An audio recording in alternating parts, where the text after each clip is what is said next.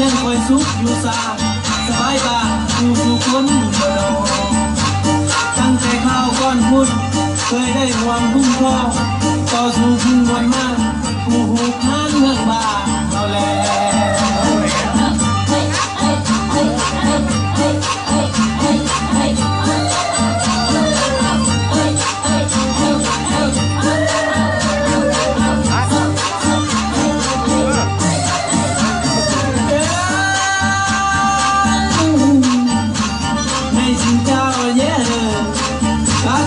เวียดนาม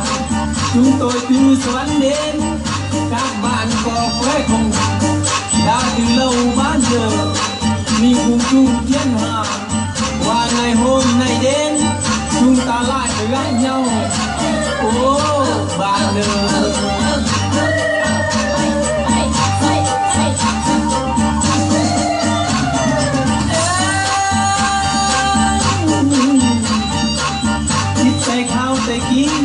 สมัยรวมปฏิวัติผ่านหาฝนลมแดงบ่อาจพันละหน้าใดบ่จักยุ่งจักทีย้อนย่านวันละเบิดเกิดมาเป็นแต่ละมือเสียงกองหาลูกปืนนา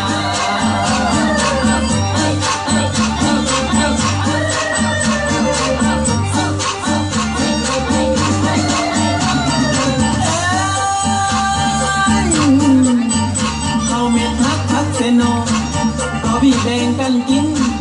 กินตัวยามเจ็บเป็นพอเคยว่างทีเหลือน้ำตาไหลหงลิ้นน้องแผ่นดินแมงแลกเอาเด็กกะลาดไว้คิดให้เผาป่าซ้ำเฮานา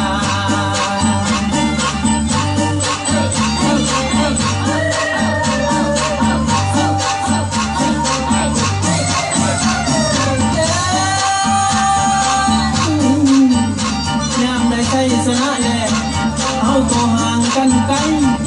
กับถิ่นฐานไทยมันสร้างแปลงเมืองบากันบ่ตายจะมาพอ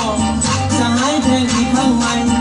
คือดังน้องอินน้ำป้าก็บ่ซื่นสมแท้แล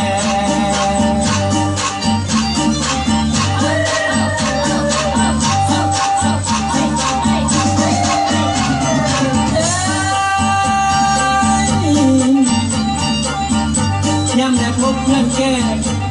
ทุกที่ตื่นตั้งใจน้ำตาไหลด้วยความสุข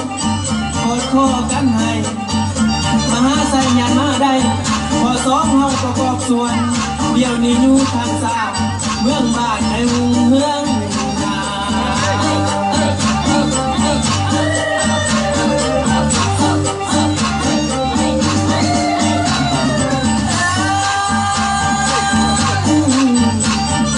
เวลามีหนึ่งคำได้มาห่วงในงานคนลาวและเวียดนามพบกันเข้านี่มีหลายอันหลายเรื่องสนทนาด้วยความมวลได้กินข้าวห่วงฟ้าได้กินเปล่าหอมชวนขอละวงแกนยอดหัวนิ่มเข้าใส่กันนา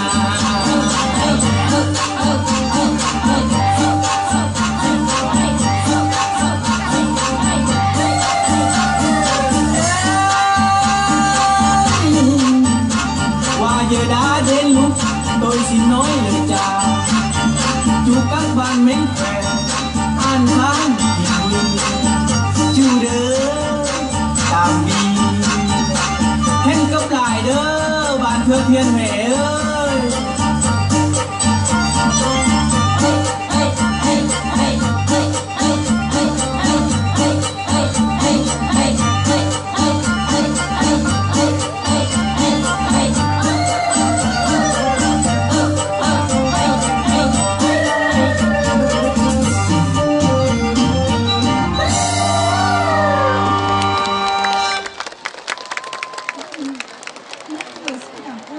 nghệ thuật đến từ đoàn Sa La Na Khẹt, nước Cộng hòa Dân chủ Nhân dân Lào.